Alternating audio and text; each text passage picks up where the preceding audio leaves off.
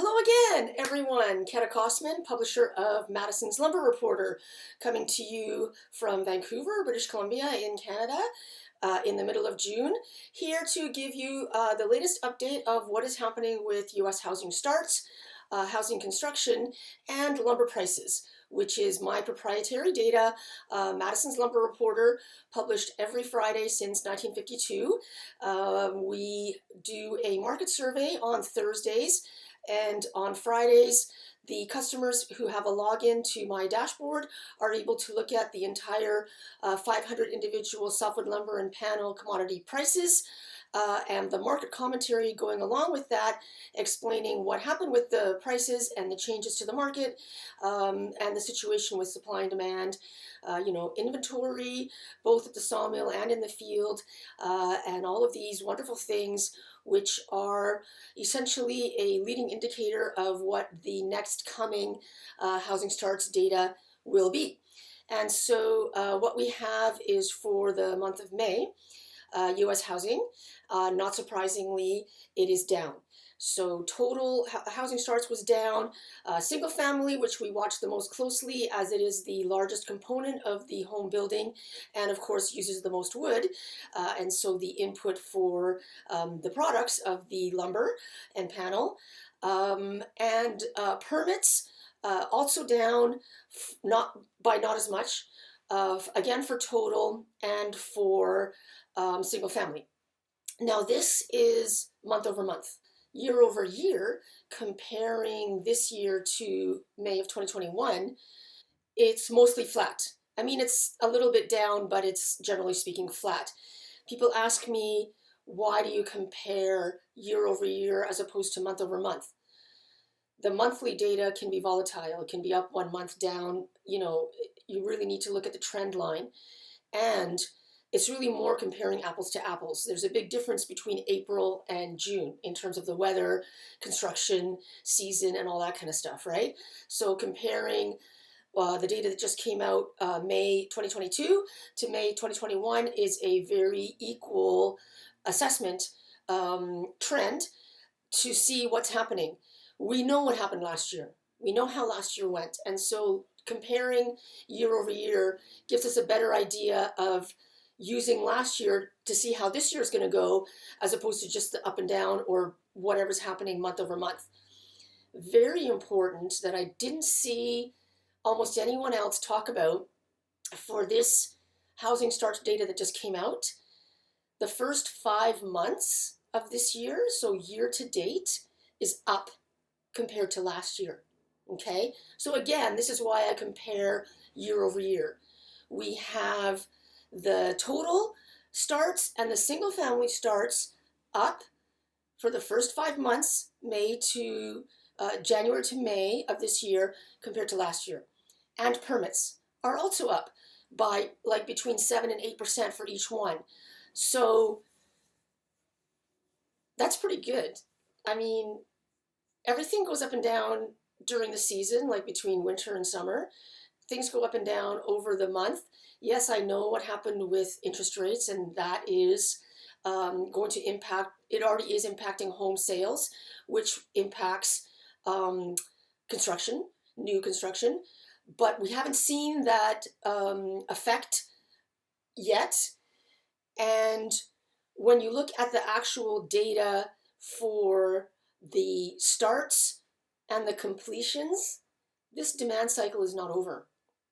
It's very, very important to understand that the backlog of houses given permit but not yet started is still up. It's a little bit sort of similarly flat to last month, but these are breaking records. Okay, so the backlog of homes permitted but not started is up, and the homes under construction but not completed is up.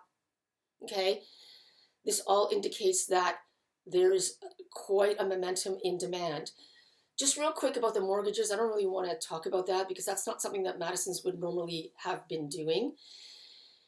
The marginal segment, people who may have been able to squeak through to get a mortgage at 3%, are now having trouble getting a mortgage at 5% and definitely fail the stress test to get a mortgage at 7%, probably are not in a very good position to be buying a home in the first, or that home, a home at that price in the first place. Okay, so obviously increasing mortgage rates and lending rates is an impediment to a certain amount of people, but maybe people shouldn't really be squeaking so much towards the top of where their credit rating. Like, I mean, I'm not gonna comment on that, but this is what I'm trying to explain in terms of the economics. The other thing is, it has been indicated that the mortgage lenders intend to reduce the rates at the end of this year.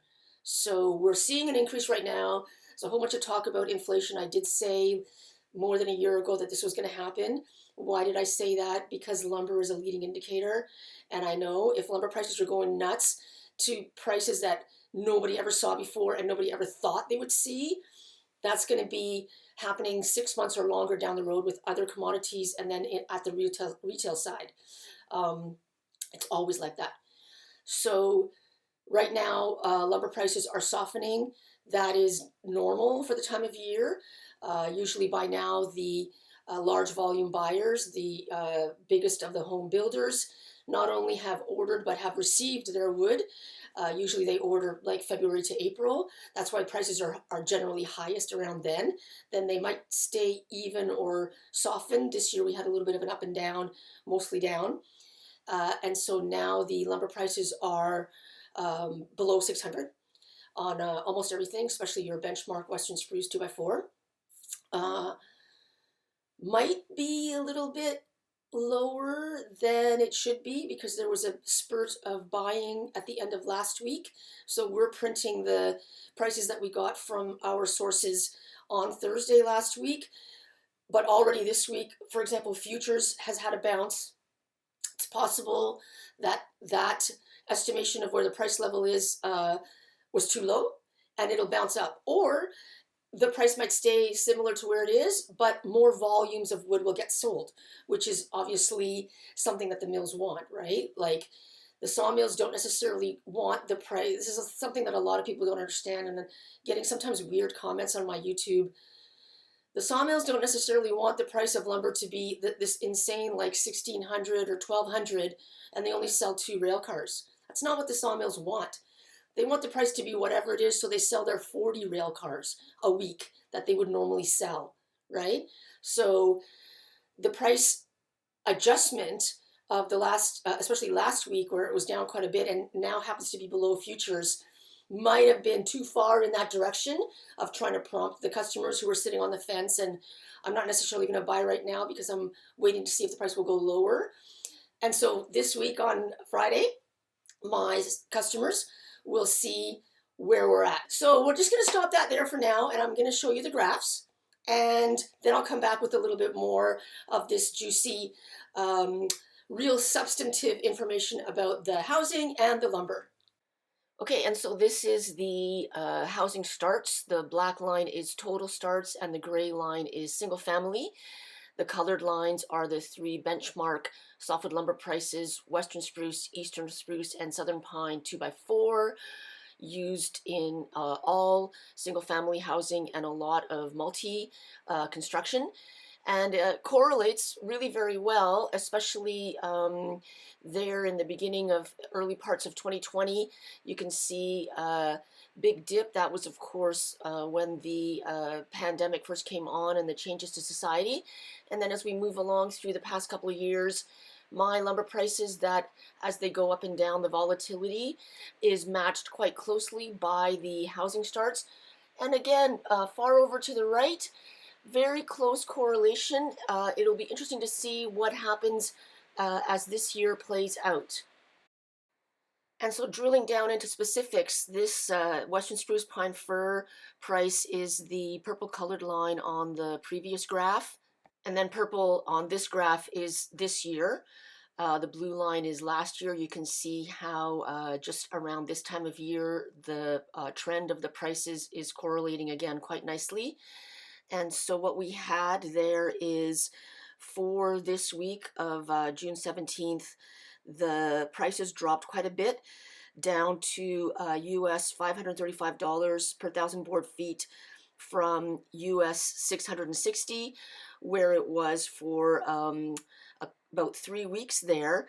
And very interesting right now, in the middle of this week, the futures is at a premium to cash. And I'm thinking that means that these prices I'm showing you might increase in the coming weeks. Here we have the housing starts again, permit data. The black line is the single family starts, and the gray line is single family permits. And of course, the colored lines are the three 2x4 prices, same as the previous graph. So once again, there's quite a nice correlation. As I said in my previous video about the lumber prices, this incredible volatility of the past couple of years, major highs and then big corrections back down, seems to be working out for the lumber prices to be finding where the new levels are going to be. Like I said, we're not going to see the $250 per thousand board feet on 2x4s anymore. The cost structure has changed completely for the sawmills, and they will not sell below cost of production. So these prices will be more between $600 and $800, depending on the time of year and where the market is at. Here's that table that I use quite often.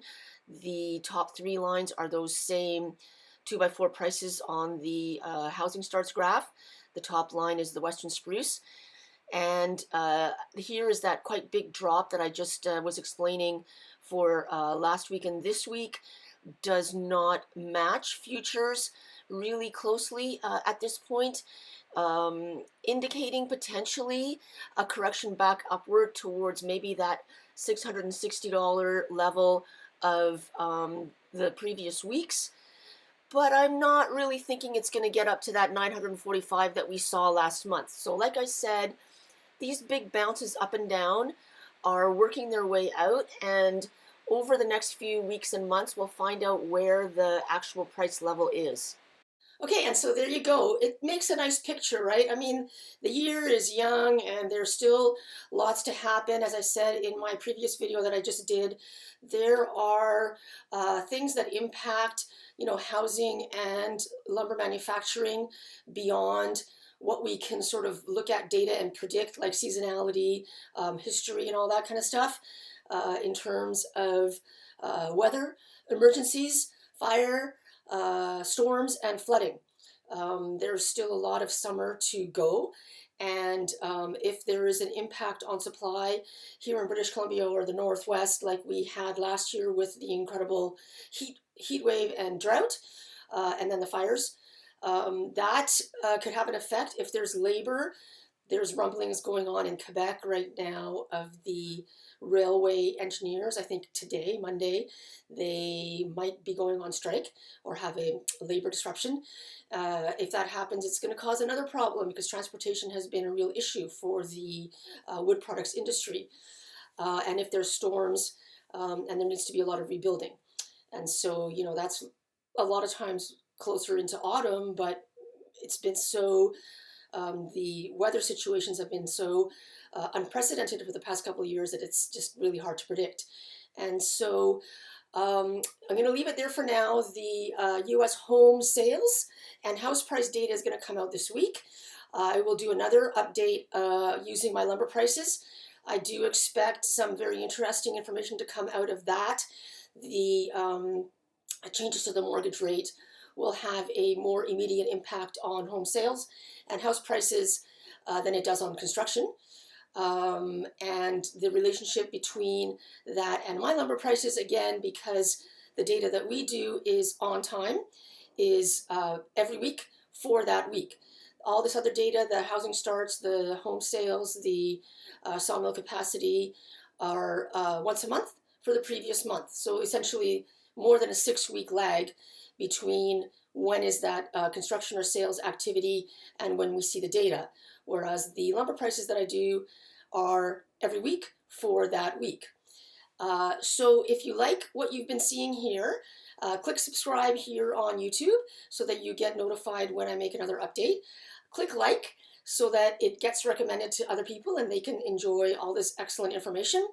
And if you want more than that, the full list of the 500 individual softwood lumber and panel prices that we do every week, go onto my website. There's a caption here. There's a link in my caption to go to my website and fill out a form, subscribe. We'll give you a sample. You'll see the list of the prices that we cover and what those prices are this week, as well as the market commentary explaining what is happening with those prices and why they're changing. If you like the sample, ask for a subscription and we'll send you an invoice.